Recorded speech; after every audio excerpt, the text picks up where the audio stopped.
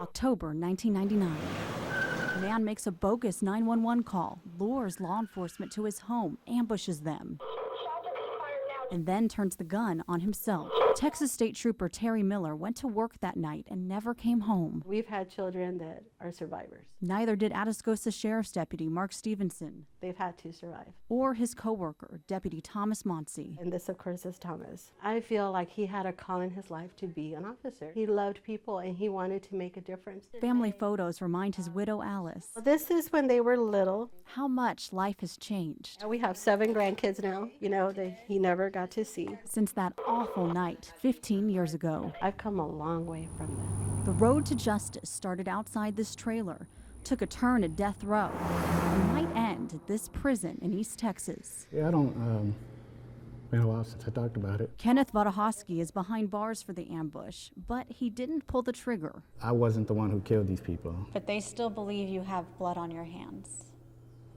I don't think that'll ever change. The gunman was Vodahosky's friend. The day before, he had bailed the gunman out of jail, and they stocked up on ammunition. We had already established a weekend trip with his brother to go to the shooting range. And then, this ominous warning. And he says, I called 911. If you don't want to be a part of this, you need to leave. And I didn't know what to do. I panicked. When we saw it on the news, I cried. With the gunman dead, Vodahosky was arrested and later sentenced to death row under the law of parties.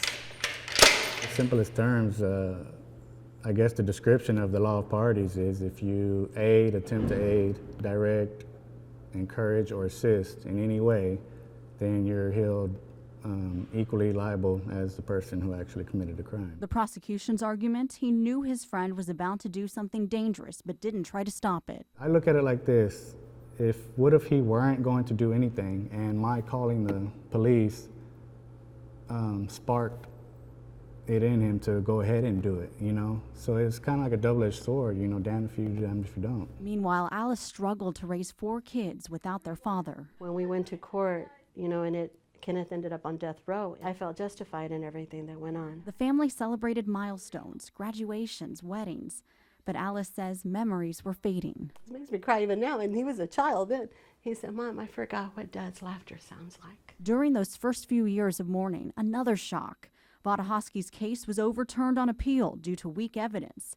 He would be leaving death row. It was a landmark decision that overturned my case. He struck a plea deal that will keep him in prison through the year 2030. Until then, he's eligible for parole every 5 years. Why should you be saved? It's a good question. Never been asked that before. Why should I be saved? He says going to prison rerouted his life from a bad path I was, a wild child. to a spiritual one. Vodahosky works in the prison cafeteria and craft shop and spends his free time meditating. I personally think that I've learned and grown. But the community that buried 3 officers isn't so sure. Last year, people in Atascosa County begged the parole board not to make Vodahosky a free man, and they won. I don't blame them for their anger and animosity and pain, I don't blame them. If they would have let him go, it would have made me sad. I can't sit here and lie to you that it wouldn't. But it isn't because of his freedom. It's because he goes back to a life. We don't have that. Thomas was just 30 years old when he was taken away from his family. If Vodahosky serves his entire sentence, he'll be 49 when he gets out of prison. I pray for him now. I do. I pray for him. I pray for his family. Alice wonders if he'll ever reveal everything that happened that deadly night. I know in my heart I've always felt that he knows more. I've always felt that he could have done more.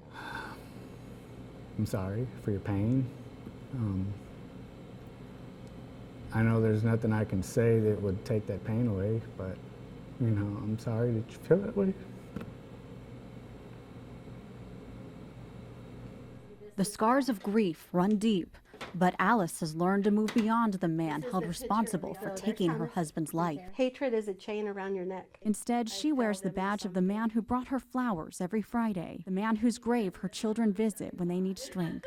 I've come to a place where I have found my peace with where my life is now. If I could change it, oh my God, of course, I would change it in an instant. But I can't.